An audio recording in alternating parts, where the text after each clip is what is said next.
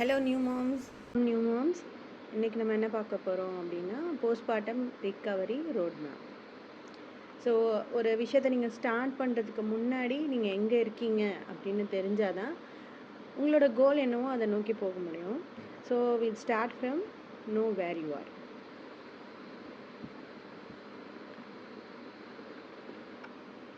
So எல்லோரும் என்ன நினச்சிக்கிறோம் அப்படின்னா, ஒன்று செய்யணும்னு நினைக்கிறோம், பட் செய்ய முடியல அப்படின்னா நான் ரொம்ப லேசியாக இருக்கேன் அப்படின்னு நினைக்கிறோம். இல்லை எனக்கு மோட்டிவேஷன் இல்லை அப்படின்னு நினைக்கிறோம். உங்களுக்கு டிசிப்ளின் கம்மியாக இருக்குது போல் அப்படின்னு நம்மளை தான் நம்ம திட்டிக்கிறோம்.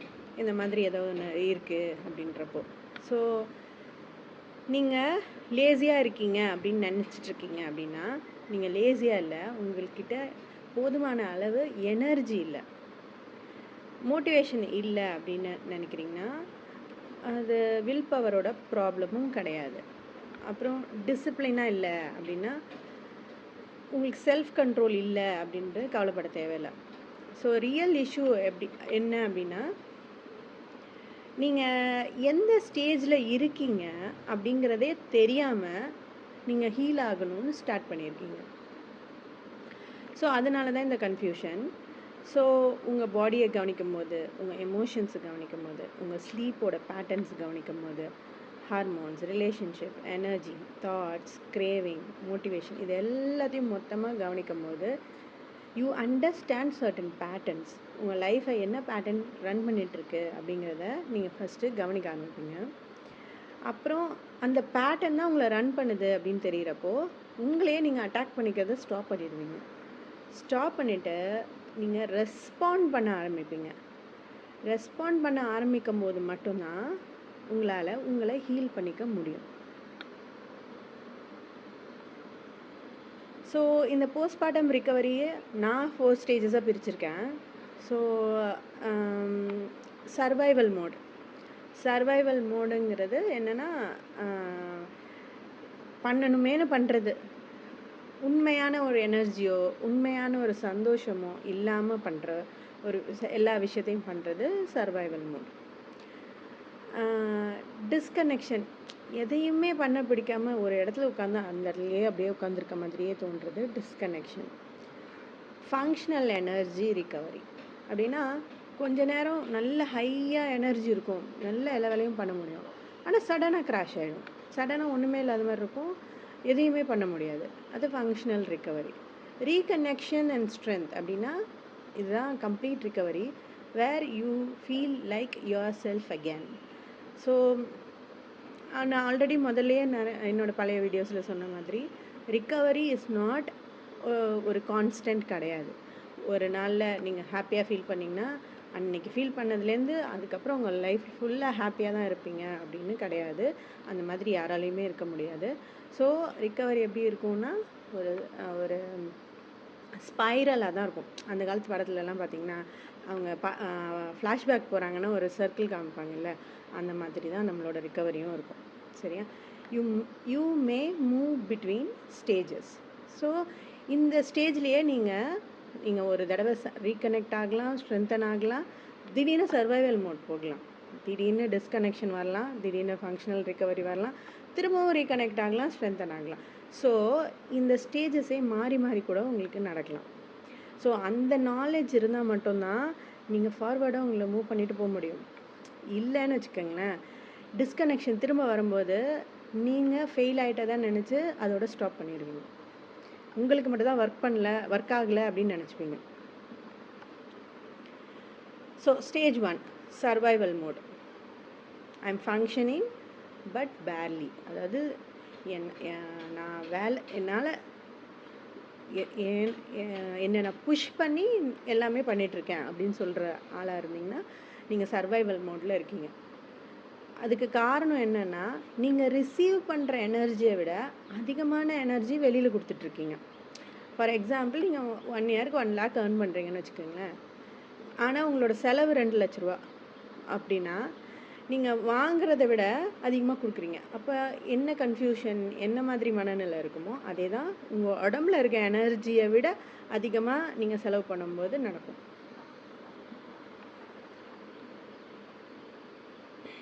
சர்வைவல் மோடோட சிம்டம்ஸ் என்ன, ஹிடன் பேட்டர்ன்ஸ் என்னன்னு பார்க்கலாம்.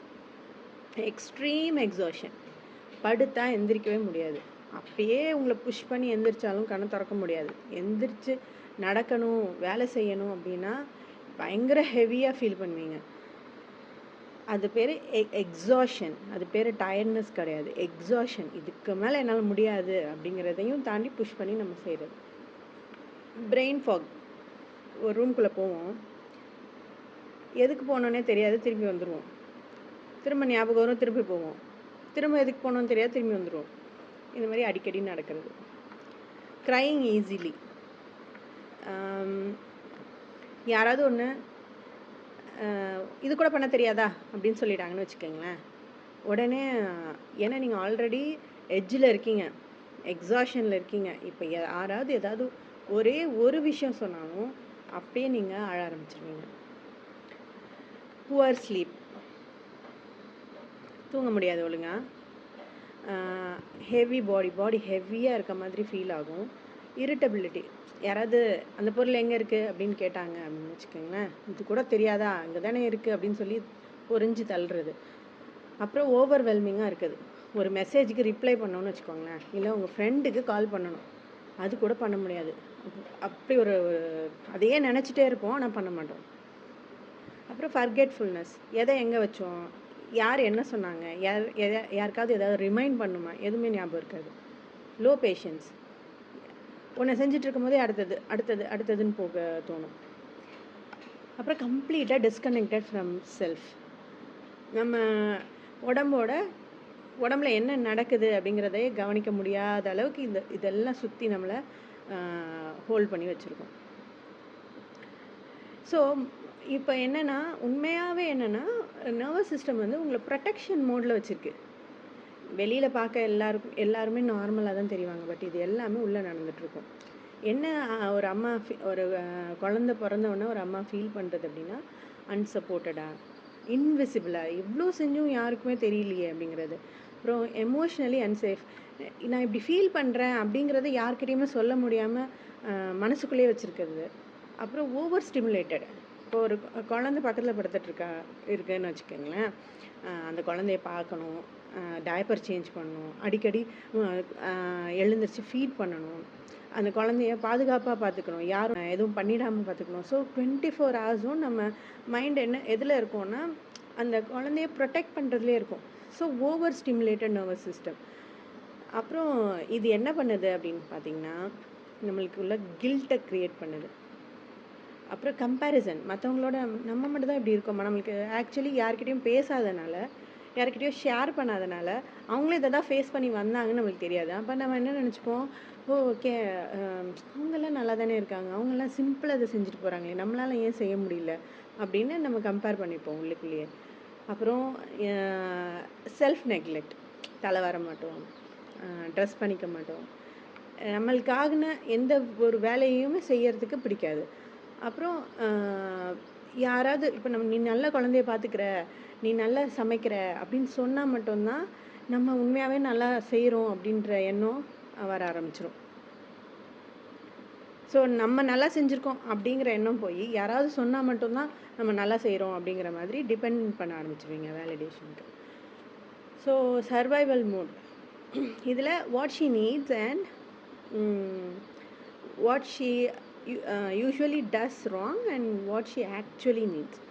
ஸோ என்ன இதில் தப்பு நடக்குது அப்படின்னு பார்த்தீங்கன்னா, இந்த மாதிரி நம்ம கம்பேர் பண்ணும்போது, கில்ட்டாக ஃபீல் பண்ணும்போது, சரி நம்ம உடம்பை நம்ம ஒழுங்காக பார்த்துக்காதனால தான் இப்படி நடக்குது அப்படின்னு சொல்லிட்டு எடுத்தோடனே அக்ரெசிவாக வெயிட் லிஃப்ட் பண்ணுறது, இல்லை ஒரு நாளைக்கு 2 தடவை எக்ஸசைஸ், மார்னிங் வாக்கிங் போகிறது, ஈவினிங் ஜிம் போகிறது, வேறு ஏதாவது ஒரு ஆக்டிவிட்டியில் இன்வால்வ் பண்ணிக்கிறது, joining random programs, for example ஸ்போர்ட்ஸில் போய் ஜாயின் பண்ணுறது, டென்னிஸில் ஜாயின் பண்ணுறது, யோகா பண்ணால் நல்லாயிருக்கும் யோகாவில் ஜாயின் பண்ணுறது, இல்லை ஜும்பா பண்ணால் நல்லாயிருக்கும்னு ஜும்பாவில் ஜாயின் பண்ணுறது, ஏதோ ஒன்று, அதாவது கேட்டது இது தேவையில்லையான்னு தெரியாது, பட் ரேண்டம் ப்ரோக்ராமில் ஜாயின் பண்ணிடுறது.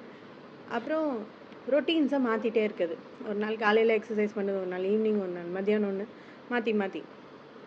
அப்புறம் மோட்டிவேஷனை ஃபோர்ஸ் பண்ணுறது. ஆக்சுவலி உங்களுக்கு ஃபஸ்ட் டே எக்ஸசைஸ் பண்ணி 1 or 2 days போயிட்டீங்க, உடம்பு டயர்டாக இருக்குது, மசில் சோராக இருக்குன்னு வச்சுக்கோங்களேன், இருந்தாலும் அதெல்லாம் முடியாது, நான் இன்னைக்கு போயே ஆகணும், போகலன்னா நான் அப்படியே விட்டுருவேன் அப்படின்னு சொல்லி மோட்டிவேஷனை ஃபோர்ஸ் பண்ணுறது.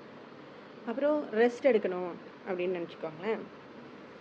சரி இன்னைக்கு ரெஸ்ட் எடுக்கலாம் அப்படின்னு நினச்சி நீங்கள் போய் படுத்துட்டு ஒரு இன்ஸ்டாகிராமில் ஒரு ரீல் பார்க்குறீங்க. தூங்கினவன் முன்னேற மாட்டான், முன்னேறினவன் தூங்க மாட்டான்னு பார்க்குறீங்கன்னு வச்சுக்கோங்களேன். உடனே எந்திரிச்சு சிச்சோ நம்ம ரெஸ்ட் எடுக்கணும்னு நினச்சிட்டோமே, நம்ம தப்பு பண்ணிட்டோமே அப்படின்னு கில்ட்டாக ஃபீல் பண்ணி உடனே எந்திரிச்சிடுறது. அப்புறம் பாடி ரெஸ்ட் வேணும்னு கேட்குறப்போ புஷ் பண்ணி வேலை பார்க்குறது.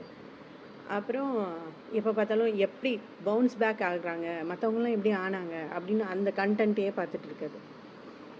ஸோ உங்களுக்கு ஆக்சுவலி என்ன தேவை அப்படின்னு கேட்டிங்கன்னா, நர்வஸ் சிஸ்டம் ரெகுலேஷன், நல்ல ஃபுட்டு, நரிஷ்மெண்ட் இருக்கிற ஒரு ஃபுட், அப்புறம் பிரெத் ஒர்க், எமோஷ்னல் சேஃப்டி, உங்களோட எமோஷன்ஸை ஷேர் பண்ணிக்க ஒரு ட்ரஸ்ட்வர்தியான பர்சன், ஸ்லீப், நல்ல தூக்கம், slow healing moment plus self compassion. எந்த ஒரு வேலையை செஞ்சாலும் எவ்வளோ ரிலாக்ஸாக பண்ணுறோம் அப்படிங்கிறது தான் ரொம்ப ரொம்ப முக்கியம். ரெண்டாவது செல்ஃப் கம்பேஷன், உங்ககிட்ட நீங்கள் எப்படி பேசிக்கிறீங்க.